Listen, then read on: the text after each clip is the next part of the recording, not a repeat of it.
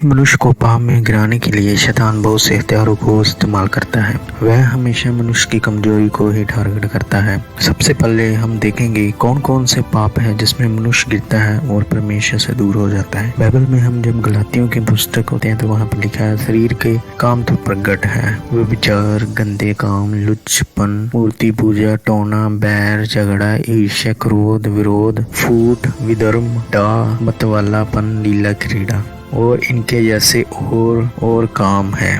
बहुत से ऐसे पाप है जो शैतान मनुष्य को करने के लिए प्रेरित करता है और परमेश्वर की महिमा से दूर कर देता है। तो आज हम एक ऐसे पाप के बारे में जानेंगे कि जो शैतान का बहुत बड़ा हथियार है और वो है व्यभिचार। व्यभिचार एक ऐसा हथियार है शैतान का जिसमें बड़े बड़े विश्वासी और परमेश्वर के दास भी गिर चुके हैं और बाइबल में भी इजरायली इस पाप में कई बार गिर चुके हैं। जब इस पाप में गिरे तो परमेश्वर का क्रोध उन पर भड़का। जब परमेश्वर इजरायलियों को मिस्र देश में से निकाल के ले आया तो रास्ते में बहुत से ऐसे राज्य थे जिन पर परमेश्वर ने इजरायलियों को विजय दी और उनको इतना सामर्थ्य से भर दिया कि कोई भी राजा उनके सामने खड़ा नहीं हो सकता था। तो उन्होंने एक एक करके रास्ते में जो भी राज्य आते थे कनान देश में उनको हरा डाला और परमेश्वर ने उनको उन पर विजय दी।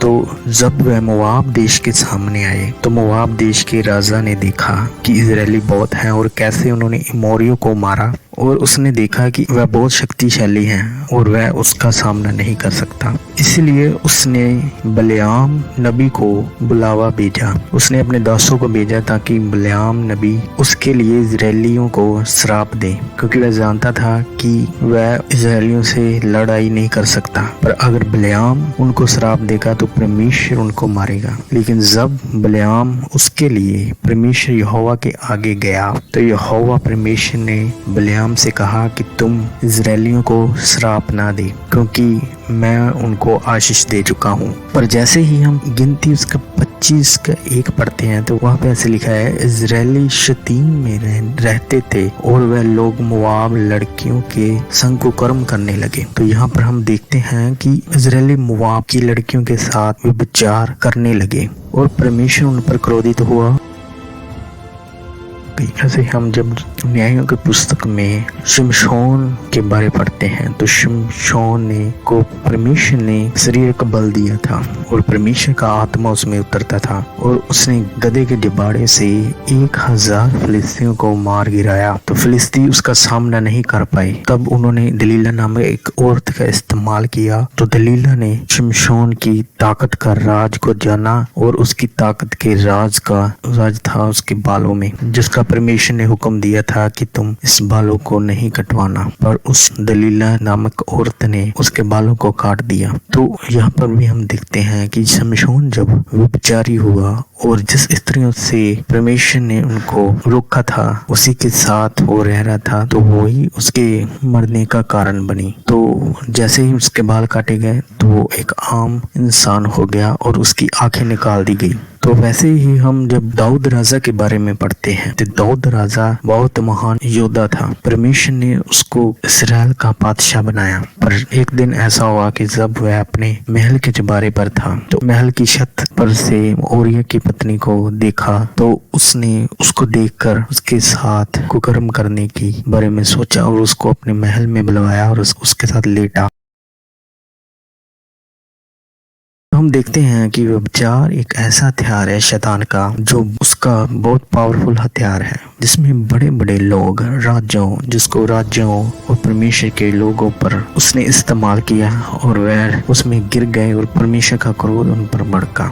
आज के दिन भी लोग इस पाप में गिरे हुए हैं और शैतान इंसान से व्यभिचार कराता है और बहुत से विश्वासी भी हैं जो इस पाप में गिरे हुए हैं। और जब हम मत्ती की इंजील उसका 5 अध्याय और उसकी 27 और 28 आयत में पढ़ते हैं तो वहाँ पे लिखा है, तुम सुन चुके हो कि कहा गया था व्यभिचार न करना, परंतु मैं तुमसे ये कहता हूँ कि जो कोई किसी स्त्री पर कुदृष्टि डाले वह अपने मन में उससे व्यभिचार कर चुका है। तो अगर हम किसी स्त्री पर जहाँ देखकर कुदृष्टि डालते हैं तो हम अपने मन में ही पाप कर देते हैं। इस पाप में बहुत से लोग फंसे हुए हैं। आप देख सकते हो कि आज हर तरफ न्यूडिटी फैली हुई है, हर जगह पोस्टर पर, टीवी पर, मोबाइल पर, हर जगह ऐसे आपको चित्र दिखाए जाते हैं जिससे आप इस पाप में गिरते हैं। हम इस पाप से कैसे बाहर आ सकते हैं? जब हम बाइबल में से यूसुफ की कहानी को पढ़ते हैं। यूसुफ व्यभिचार करने से भागा। जब पोतीफर की वाइफ उसको अपने साथ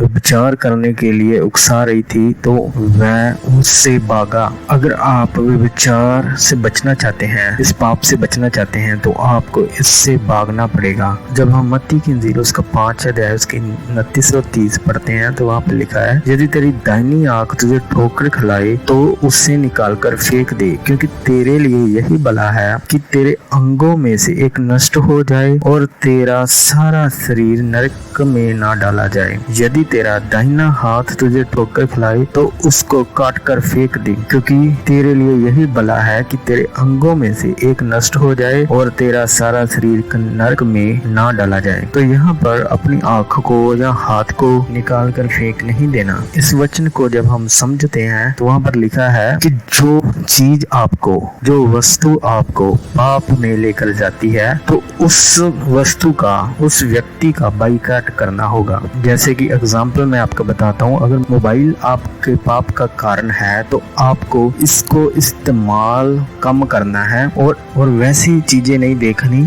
उस चीजों का बाइकाट करना है जो आपको विचार में गिराती है। तो आप अपने इस पाप से बच पाएंगे और परमेश्वर की महिमा आपके साथ सदा बनी रहेगी। परमेश्वर आपको इस वीडियो के द्वारा आशीष दे।